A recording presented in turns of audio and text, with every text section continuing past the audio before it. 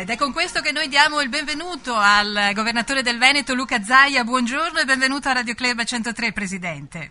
Buongiorno, grazie a voi, grazie per l'ospitalità. Senta Presidente, l'attualità purtroppo ci porta immediatamente all'argomento del giorno, ma direi più che del giorno, decisamente un argomento ormai costante, che è quello dell'immigrazione. Non si fa in tempo ad aggiornare i numeri, posso dire che la quotidianità li supera. Solo nello scorso weekend, Presidente, lei lo sa, sono stati 4.400 i salvataggi ad opera delle navi italiane nel Mediterraneo e leggevo gli ultimi dati dell'agenzia europea Frontex, parlano di una ripresa della via per Lampedusa. Pare evidente che ormai la situazione è ingestibile, direi non solo per l'Italia. Guardi, noi lo dicevamo in tempi non sospetti, non lo dico solo come parte politica, ma lo dico anche come amministratore.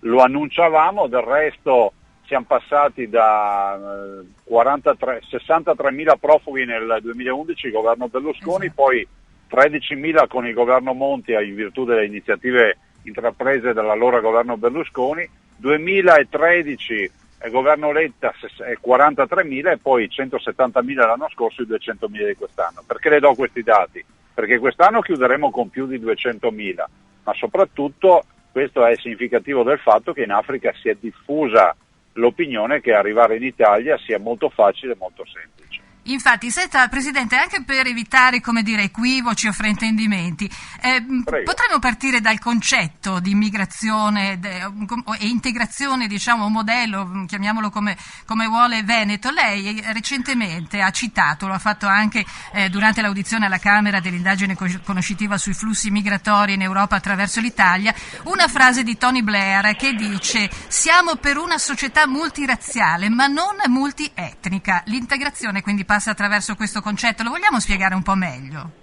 Beh sì, essere una società multirazziale vuol dire essere aperti all'ospitalità quella vera, nei confronti delle persone bisognose, essere però strenui difensori di quello che poi è l'identità. Tony Blair diceva: sono per una società multirazziale perché credo che comunque la società debba essere multirazziale, cioè non è che tu puoi chiuderti, certo, sotto una campana di vetro, e dall'altro però non deve essere multietnica, non è che tu arrivi qui, mi imponi dei tuoi usi, dei tuoi costumi e io divento ospite.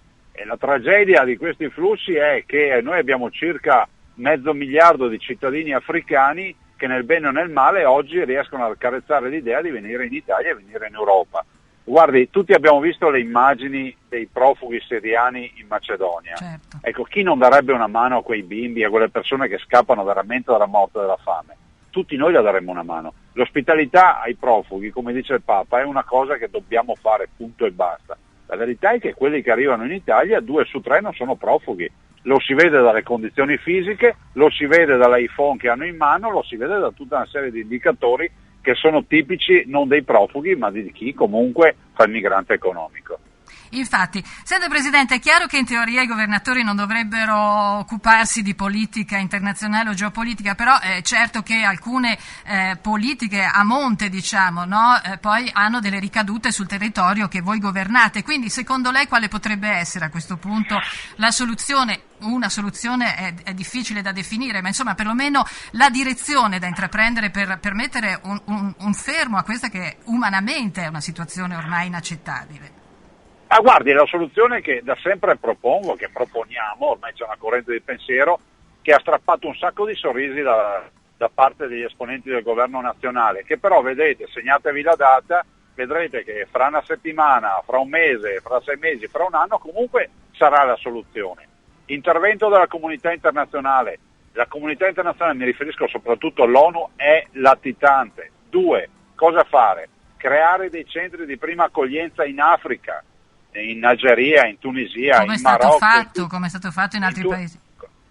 Come è stato fatto in altri paesi? Noi ad esempio l'abbiamo fatto in Afghanistan in uno scenario di guerra che era peggiore di quello libico. Certo. Lì accogliere questi migranti, lì rifocillarli, lì curarli, lì fare le pratiche per vedere se hanno veramente diritto allo status di rifugiato oppure no, e quelli che hanno poi certificato che sono profughi veri, cioè che scappano dalla morte, che scappano dalla fame, tipo i siriani, creare un corridoio umanitario e farli arrivare in Europa. Questo vuol dire muoversi con civiltà, altrimenti noi diamo legittime aspettative a sti popoli che comunque nel loro modo di ragionare, diciamolo fino in fondo, noi occidentali guardiamo il barcone, no? Quei barconi che peraltro nonostante le porte aperte hanno fatto più morti in mare di quando c'erano le porte chiuse. Oltre 4.000. Anche questo è bene ricordato. Ecco, oltre 4.000 in un anno, è bene ricordare, dall'inizio dell'anno peraltro sono 2.500 morti. Quando non c'erano queste operazioni di salvataggio in mare non partivano, o meglio partivano in misura minore. Mettiamoci nella testa di un africano e non di un italiano. L'africano vede questa forma di viaggio che sostanzialmente gli costa meno che imbarcarsi in un aereo, che sostanzialmente nessuno gli chiede i documenti, che poi arriva qui, gli daranno 35 euro al giorno per mantenerlo e a lui 2 euro al giorno. Un italiano dice, beh, ma 2 euro al giorno? No, 2 euro al giorno sono 60 euro al mese, è lo stipendio per alcuni di questi signori che si guadagna forse in 3 o 4 mesi di lavoro in Africa. Tant'è vero che poi vanno al money transfer e trasferiscono i 2 euro al giorno. Infatti. Cioè capiamo anche che la loro dimensione è una dimensione che è ragionata poi alla fine. Infatti, l'ultima domanda velocemente anche per arrivare al concreto, Presidente, comunque rimane il fatto che in attesa delle soluzioni i profughi arrivano, o chiamiamoli migranti arrivano, i prefetti, i comuni, i sindaci dicono non c'è più posto, naturalmente le persone sono preoccupate e quando ci sono le rivendicazioni diciamo a volte sbagliano mira perché quando tirano in ballo le istituzioni tirano in ballo anche la regione, o sbaglio? Ma guardi, innanzitutto la regione in base agli accordi e a tutte le carte che ci sono, le scartoffie che ci sono, non ha nessuna competenza, perché la legge è chiara, dice che la catena di trasmissione parte dal Ministero degli Interni, passa attraverso le prefetture che smista questi migranti, non chiamiamoli profughi perché 2 su 3 non sono profughi. Se poi c'è qualcuno che rivendica un ruolo della regione, cioè la regione Veneto deve prendere in mano la situazione, io dico che nessuno vieta ai sindaci di trovarsi in riunione, magari riuniti dall'ANCI che rivendica sempre giustamente autonomia, e nessuno vieterà ai sindaci di dare disponibilità. La verità è un'altra, che i sindaci non danno disponibilità e il governo non sa più a chi dar la colpa. E allora il vero tema qual è? Dovevamo arrivare a questi livelli per accorgerci che l'Africa in Italia non ci può stare?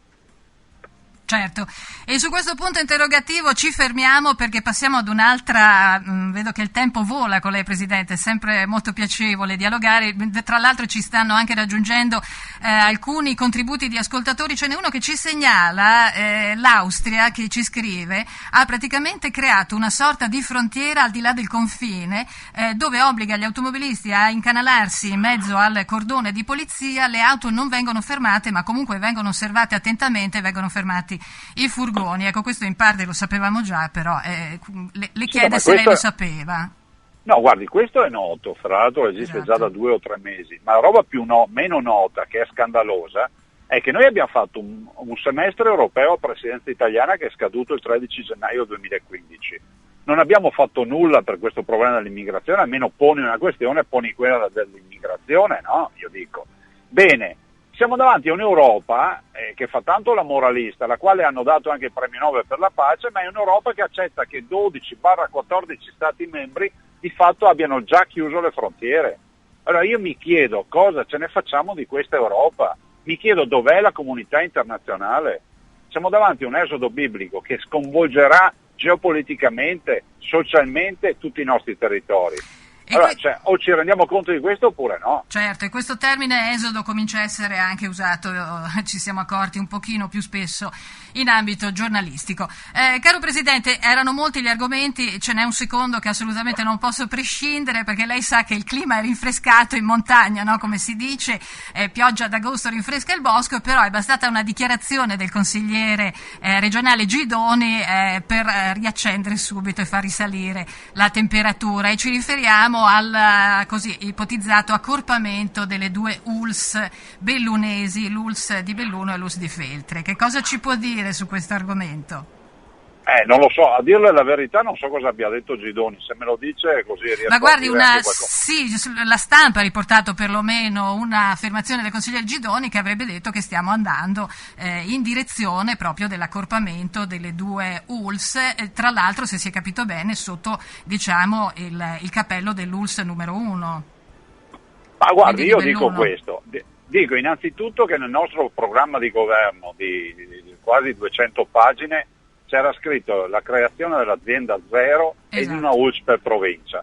Allora, siccome ho passato 6 mesi da candidato a sentirmi fare lezioni di virtuosità da tutti, a iniziare dal Presidente del Consiglio, ormai tutti se lo sono dimenticati, che dal tavolo della conferenza stampa di Palazzo Chigi ha detto il Veneto ha troppe ULSS, a tutti i candidati regionali contro di me che dicevano bisogna fare un ULSS per provincia, adesso andiamo al vedo. Io ho presentato il disegno di legge, tutti gli altri no, quindi vedremo quali sono le proposte.